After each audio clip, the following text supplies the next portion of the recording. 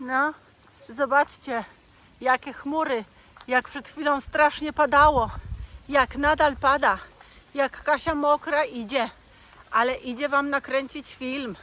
A ten film dzisiaj będzie kolejny z filmów takich nakręconych na Wasze życzenie, na życzenie moich widzów. I dotyczyć on będzie rośliny, która się nazywa, a zresztą czekajcie, zaraz Wam ją pokażę. No świetnie, przyszliśmy, ona była tutaj, ale oni nam skosili łąkę. Ale na całe szczęście jeszcze trochę, o proszę bardzo, jeszcze trochę jej tutaj zostało, bo to jest ta roślinka. Jest to głowienka pospolita. Widzicie? Nie wszystko zdążyli skosić. Ja ją znalazłam tutaj właśnie w Bawarii, ponieważ w moich lasach, kochani, jakoś jej nie mogłam znaleźć. I tym bardziej się cieszę, że tutaj rośnie i mogę ją Wam zaprezentować, bo to jest bardzo ciekawa roślina, chociaż jak wiele z roślin jakby zapomniana i nieczęsto już stosowana.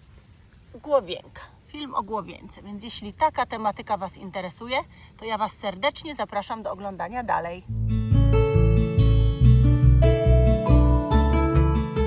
Nie będę kucać w trawie, bo i tak już jestem wystarczająco mokra, nawet mam okulary mokre, ale to nic, ja się dla Was poświęcę. Na wstępie chciałabym tylko słowo wyjaśnienia, ponieważ w internecie między innymi właśnie u doktora Różańskiego możemy przeczytać, że na temat głowienki pospolitej i jej działania, patrzcie jakie tutaj pięknie jest to, działania na układ odpornościowy i co się z tym wiąże na leczenie chorób z autoagresji, czyli o podłożu autoimmunologicznym, istnieją sprzeczne badania, ponieważ jedni badacze i jedni naukowcy, autorzy badań uważają, że działa immunostymulująco na układ odpornościowy. Dlaczego? Bo podnosi poziom białka, który indukuje syntezę tlenku azotu i TNF-alfa, czyli tak zwanej czynnika martwicy nowotworów albo czynnika martwicy guza w makrofagach. Natomiast inni autorzy wskazują na to, że ona działa immunosupresyjnie, ponieważ wyciągi etanolowe, wyciągi alkoholowe z głowienki w badaniach in vivo, w badaniach na myszach zaobserwowano spadek poziomu przeciwciał i ograniczenie aktywacji splenocytów, czyli komórek odpornościowych wytwarzanych w śledzionie. Natomiast moim zdaniem nie ma tu żadnej sprzeczności. Dlaczego? Ponieważ tym właśnie charakteryzują się rośliny, które mają działanie immunomodulujące, czyli na przykład dotyczy to adaptogenów, o czym dokładnie wiedzą ci, którzy uczestniczyli w webinarach dotyczących tych niezwykłych roślin. Jeśli ktoś nie miał jeszcze okazji, to niebawem rozpoczynają się zapisy na kolejne sesje webinaryjne i oprócz tych tematów powtórzonych będą też nowe, więc serdecznie zapraszam. A co do działania immunomodulującego, właśnie takiego jak zmokła kura wygląda, nie? No to nic. Jak wykazują adaptogeny, to polega ono właśnie na tym, że rośliny działają tak, że wyciszają czy hamują nadmiernie działające mechanizmy układu odpornościowego, jakieś tam jedne, a z drugiej strony wzmacniają te, które działają niewystarczająco silnie, czyli to jak najbardziej potwierdza to, co było w badaniach i o sprzeczności jakiejkolwiek moim zdaniem mówić tutaj nie możemy. Wręcz przeciwnie. No i właśnie takie działanie zaobserwowano w przypadku adaptogenów, ale też niektórych roślin, które rosną bliżej nas, jak na przykład babki, o której jest film na kanale i bardzo proszę, ja Wam tutaj podlinkuję, czy też niecierpka gruczołowatego, którego też tutaj znalazłam i krótki film o nim również na kanale się pojawi. A teraz po tym wstępie, kiedy już wiemy, w jakim zakresie, no tym jednym z szerokiego wachlarza możemy wspomagać się głowienką, przyjrzyjmy się jej bliżej. Głowienka pospolita, bardzo proszę, to jest roślina należąca do rodziny jasnotowatych, o których już sporo wiecie, bo to jest też jasnota, to jest bluszczyk kurdybanek, to jest miesznica czarna itd., itd. I występuje na półkuli północnej. No a w Polsce można ją spotkać w wielu miejscach, ponieważ rośnie na łąkach, na przydrożach, obrzeżach lasów. Jest rośliną miododajną,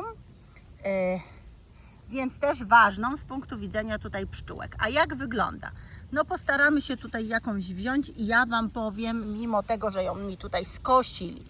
Proszę bardzo. Jest to roślina, która ma przede wszystkim czworograniastą łodygę, czyli taką, no tu może tego nie widać, ale jak tak poruszam, widzicie?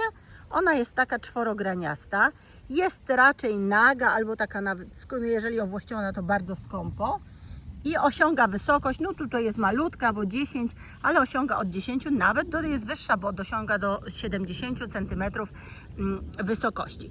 Pod ziemią znajdują się takie rozłożyste kłącza, z których właśnie roślina wypuszcza nowe pędy. Dlatego rośnie takimi całymi placami. A liście są naprzeciwległe, jak widzicie, jajowate, ogonkowe, całobrzege raczej, jeśli już to bardzo słabo karbowane, całobrzege. I charakterystyczne jest to, że ta najwyższa para liści znajduje się pod samym kwiatostanem, widzicie? Tutaj pod samym kwiatostanem jest ta najwyższa para liści.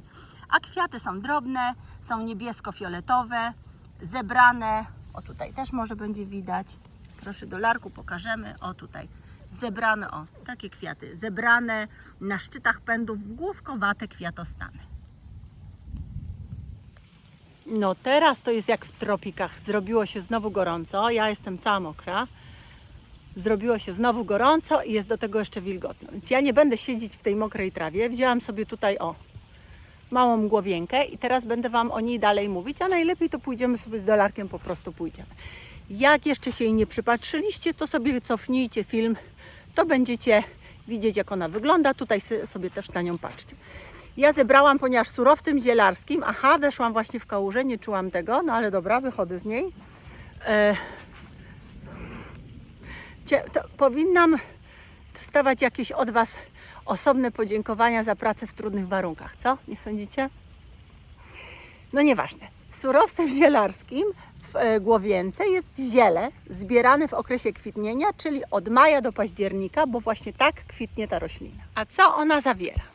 Zawiera, moi kochani, zawiera garbniki, zawiera olejki eteryczne, zawiera gorycze, zawiera saponiny, zawiera śluzy, zawiera flawonoidy, zawiera fenolokwasy i uwaga, zawiera, co ważne, glikozydy irydoidowe, głównie aukubinę, czyli ten związek, którego jest sporo również w babce, tak?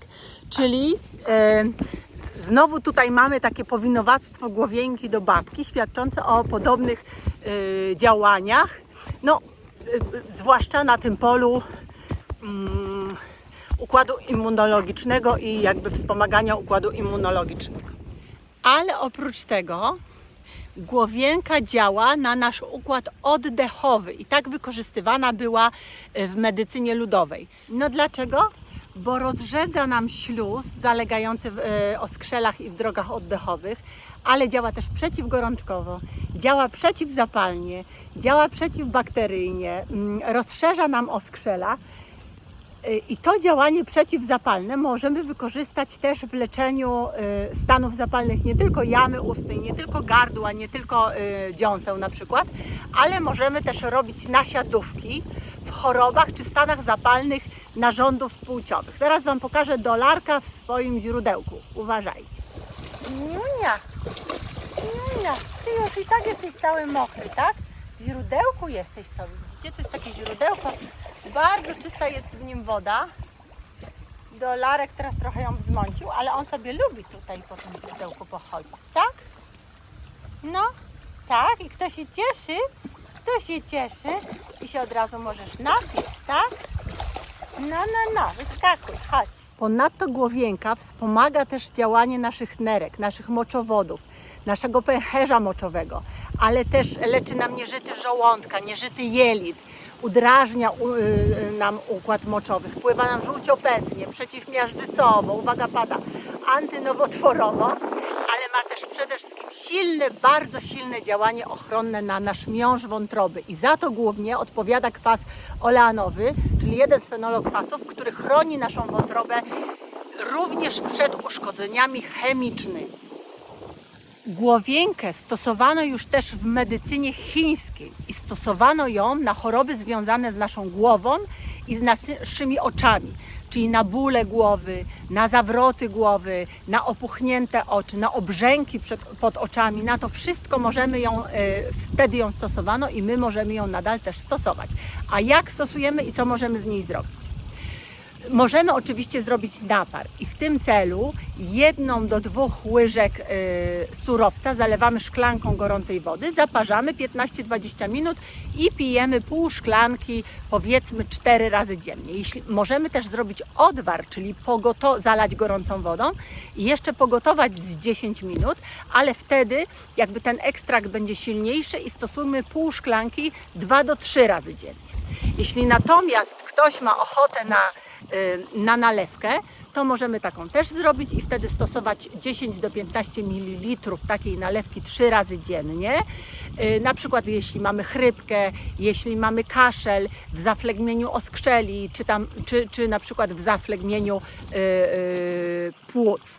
Wtedy ona nam może pomóc.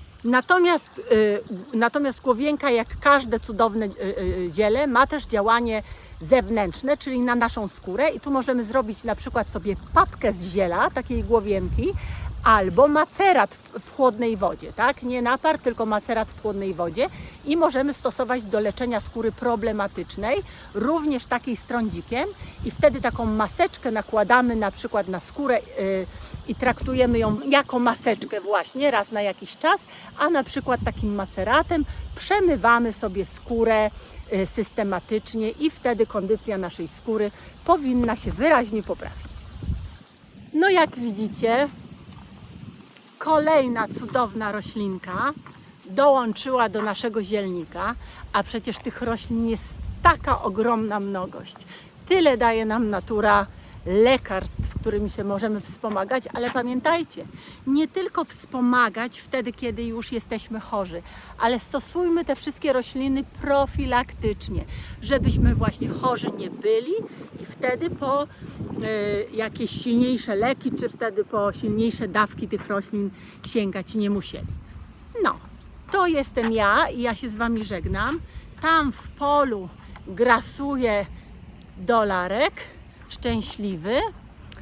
Jakoś tak się niby przejaśnia, no ale film już jest dla Was nakręcony, więc mam nadzieję, że on się Wam podobał, że jesteście zadowoleni z tego, że film o głowience pojawił się też na naszym kanale, a ja Was serdecznie ściskam i trzymajcie się ciepło i trzymajcie się zdrowo, pa pa!